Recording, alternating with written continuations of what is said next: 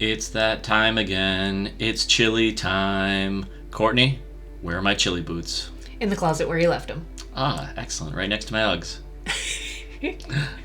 So here I got some avocado oil and some stew meat. So a lot of people will use like ground beef or ground turkey. This recipe uses stew meat and it comes out amazing. It certainly does. And I think one of the things we should point out is that we are braising, not steaming. One of us is always guilty of steaming the meat. Who is always guilty of steaming the meat?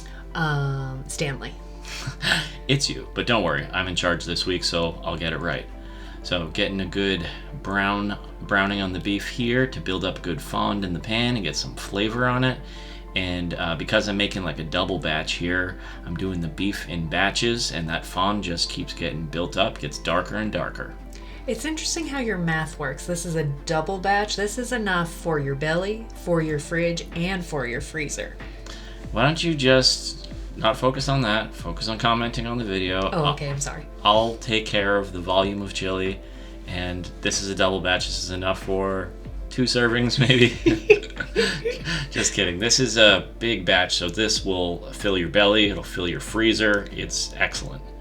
Yep. So I put in a bunch of wine there. You want to use good wine because you want it to taste good. You don't want any weird like bitterness in there, and you can end up drinking the rest afterwards, which is like a bonus. Yeah, it's good with the meal. Yep, and this was a dried pepper. It wasn't hot at all, but we had it hanging around forever. I'll look up what it is and put it in the comments with the full recipe, but it added a nice earthiness and depth. So into the oven. This was about 3 hours. Probably. And look how dark that got. Yeah, it went from like grimace to a beautiful tannish brown. Yeah, and look how tender the beef is. Just cut it with a fork. Mm-hmm. That's the key. If it's not tender, just put it back in. Another hour or 2, but it came out great. You shouldn't have to chew it. No, yeah, it should almost like liquefy. And here we go, cutting up. This has tons of onions and peppers because it is a double batch or a quadruple batch or something. It's a lot. It's a lot. So cutting up a lot of onions here. No tears. Yeah, right. No tears on camera. That's why my face isn't on there. Oh, that's key. Green peppers. A lot of different kinds of peppers. You can kind of change it up too. Like, you don't have to stick with the green peppers or the yellow onion. Basically, use what you got. If you've got a red onion, if you've got colored onions, go for it.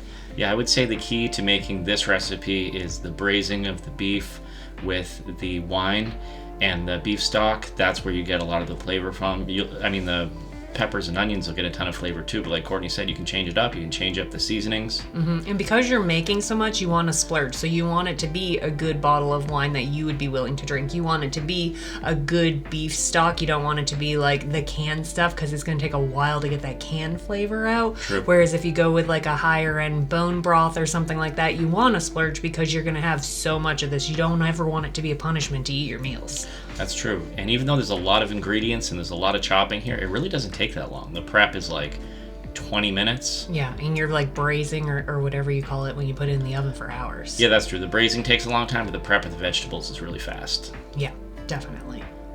So then it all into the pot with a big slab of butter.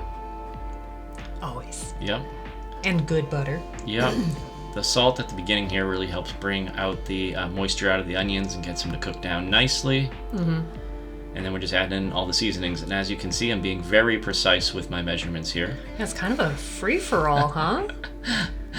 Well, you want to do about 3 tablespoons, about a tablespoon, and I'll put all the exact measurements down below. But, if you spill a little bit extra, that's just a little more flavor. No big deal.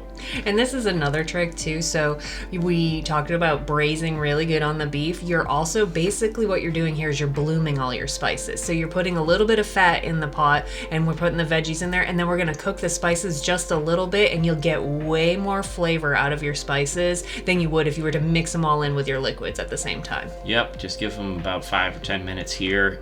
The house will smell amazing at this point. Mm-hmm. And then you're adding in the veggies here, the tomatoes. These are diced tomatoes. And then you're going to put in some tomato sauce. And you'll want to cook these for a good long time, get that canned taste cooked out of it. Yep.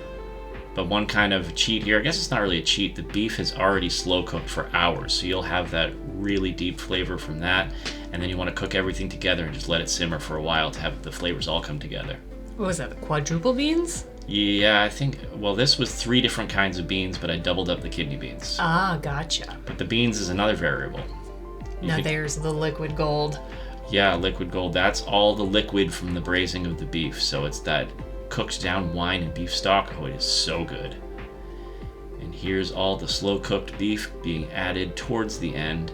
Once you've let it simmer for an hour, hour and a half, add the beef in there, let it simmer for another half hour, and you are good to go. Yeah, you want to add the beef at the end because if you add it all together, it's just going to hammer it and kind of turn it into hamburger almost. Yeah, it'll all fall apart, which isn't necessarily bad, but I like the texture there. So Yeah. some cheese, some cornbread, so good. Very good.